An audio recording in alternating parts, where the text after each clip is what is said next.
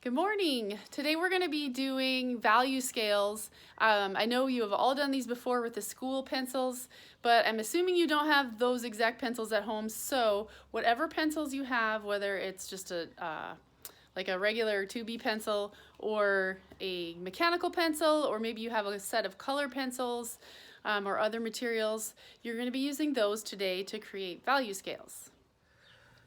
So the first thing you might try is a mechanical pencil. A mechanical pencil typically tends to be harder. So it may be a 2H or maybe an HB. So start with your heavy pressure and gradually decrease as you go. This one's not performing too bad in the dark, so I'm guessing it is an HB. Yeah, it's staying really nice and dark even with light pressure. So definitely a little bit softer than some of the mechanical pencil graphite might be.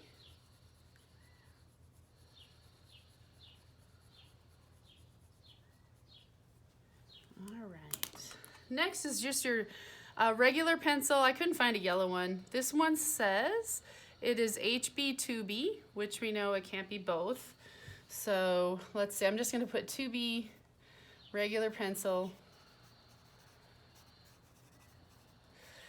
Judging by the thickness and darkness of this with just regular pressure, it's probably a 2B. And you'll notice it's the graphite's thicker than the mechanical pencil. And it's a little bit darker too. Oop.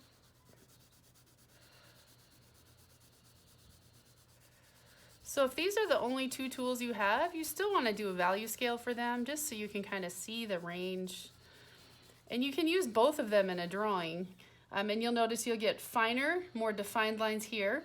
This one is softer, it's smoother, and you can still get fairly light, but you have a nice smooth shading with this one. This is my drawing pencil set. It's very similar to the Blick pencils. It says there's 12 of them, and it does list the different types of pencils here in the corner. And so if you keep them in order, that's kind of nice. You don't have to. But I've got from 4H, which is very hard, to my middle, which is I've got F, HB, and B, which are all sort of that middle grade or middle hardness of graphite. And then it goes all the way to 6B. I don't actually have an 8B, which is kind of disappointing. But if just like we did with our other ones, you're going to start with either end of the spectrum. I'm going to start with 4H. You can see just from writing, it's really light. You're typically not going to do a lot of shading with your 4H because it is so light, and because it's so hard, the lines really show. So getting a smooth shading with this one is a little more difficult. Okay, but it's fantastic for line work or other lines that you may erase. If you want to erase and you're using the 4H, be very careful not to press hard because the pressure is going to carve a groove into your paper really easily because it's so hard. You can go through each and every pencil and then we can move on from there.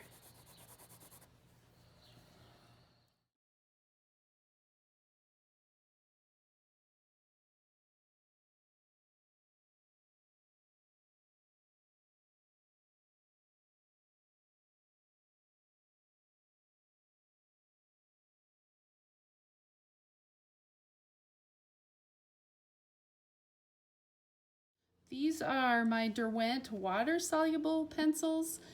We were looking at those last week and I showed you how they blend with water. They really just come in 3 shades in this box. There's 2 of each actually. There's an HB, which is light, 4B is medium, and 8B is dark. These are my color pencils, Prismacolor. They're a little bit more expensive than the Crayolas, but the pigment is real intense and they're a really nice pencil. They come in hundreds of shades and you can actually buy these individually as well as in packages.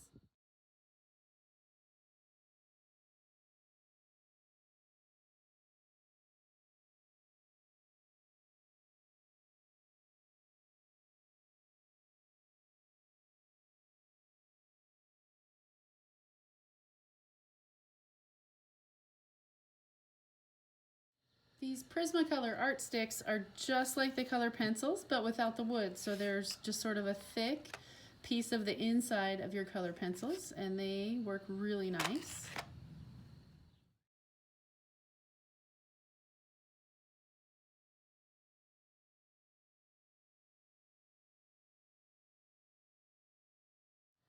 These are my Schmincke watercolor pans. These are really expensive. They're the solid, the pans, and we're gonna do the value scales with these by loading the brush with a fairly good concentration of paint and then gradually letting it pull out on the paper and then possibly adding water as we go. So we'll give this a try.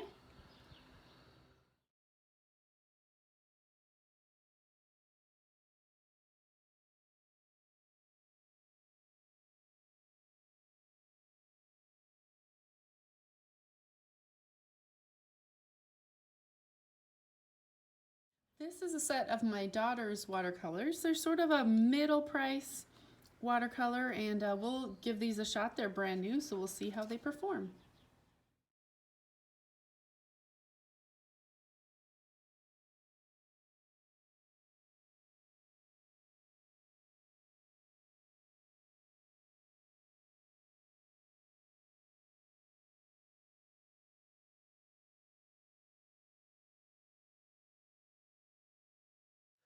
So whatever materials you're going to be using, you're going to create the value scales. It's one of those tools that you're going to need as you go forward as an artist. You know, you don't have to do it and you could still make art, but you waste a lot of time trying to figure out what pencil to use or what color you want, things like that. It saves you a lot of time to take a few minutes today to put together some value scales and just hold on to those in your sketchbook at home.